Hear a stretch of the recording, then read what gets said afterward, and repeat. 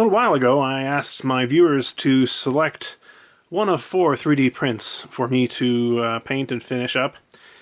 And that's just because I don't really have the time to do all of them, at least at this point. And but I thought it would be nice to at least do one. And I thought it would also be interesting to see which one of them people were most interested in. And as it turned out, it was, in fact, this Gonk Droid that was the most popular by about a 2-to-1 margin. It beat out the other prints. It was a Gonk slide. It really was. First thing I did was to sand it. You know, the thing with 3D prints is that no matter how fine the settings you use, you're always going to have some sort of lines there, at least with the technology we're using right now. And so, if you want to paint it and finish it, you really do need to do some sanding in most cases. This particular model, you know, has some sort of areas where it's hard to get in and sand, especially like here on the front. And so, you know, there may be some places where I wasn't able to fully sand it, but for the most part, I tried to get it as smooth as I could, and then I used a filler primer, a spray filler primer, to fill in some more of the little imperfections and things.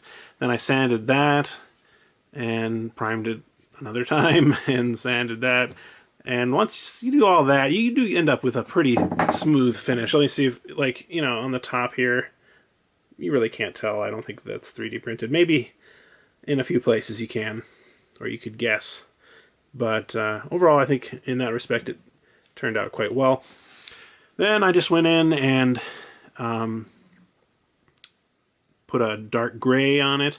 Now I did want to, or I would like to at some point, do more of a step-by-step showing you how I did all this, but I don't really have the time right now, and I don't have the setup to do it. So, you know, I tried a little bit, and it's really hard to paint and document the process at the same time, so I'm afraid I'm just going to have to tell you what I did. But in any case, the nice thing about these Gonk Droids is that they're really kind of grungy and dirty and rusty and everything, so you can really go to town with the weathering and have rust dripping down and everything. It's really just a matter of layering the colors. I had the gray base coat, and then I went and did sort of a darker color, added some black and brown to sort of go over the top of that. And in some places I would take the like the edges here and just put a little silver paint there, like the paint on the droid has rubbed off or chipped off, like here. And then also put a little brown, reddish brown there for rust.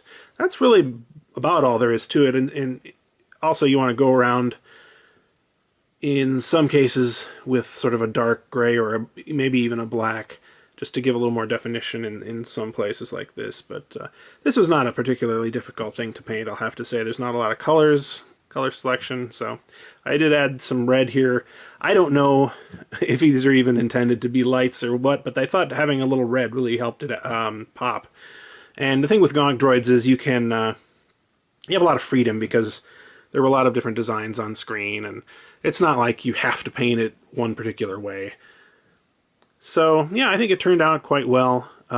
This is, as I mentioned before, the same scale, more or less, as the Black Series figures. So here we have Finn standing next to it. Hello. And you know what I think I'm going to do with this is I'm going to put it in with my 1/6 scale Jabba the Hutt display, the Black Series display, because, you know, the Jabba, he had Gonk Droids running around his palace, I'm sure, so it'll give it a little background flavor. Since we seem to have so many Gonk Droid fans, I thought I would share one more item that's not directly related to this, but is Gonk related. This is actually a 1/6 scale Gonk Droid that someone made. I didn't have anything to do with this one. I didn't paint it or anything. But it is scratch built from pieces of plastic card and I don't know what all else, but MDF for parts of the feet and the inside. You can see this is actually MDF.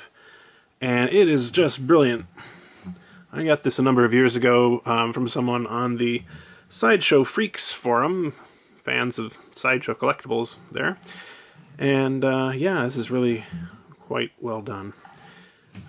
Put it next to the other one, and looks like he's got a little brother, or a little baby maybe. In any case, I hope you enjoyed seeing how this turned out, and maybe I'll do this kind of thing again in the future. I might revisit some of the prints that didn't get selected as well. I'll have to think about that. I wouldn't mind painting up the Yoda or Maz Kanata ones in particular. Anyway, until then, thanks very much for watching.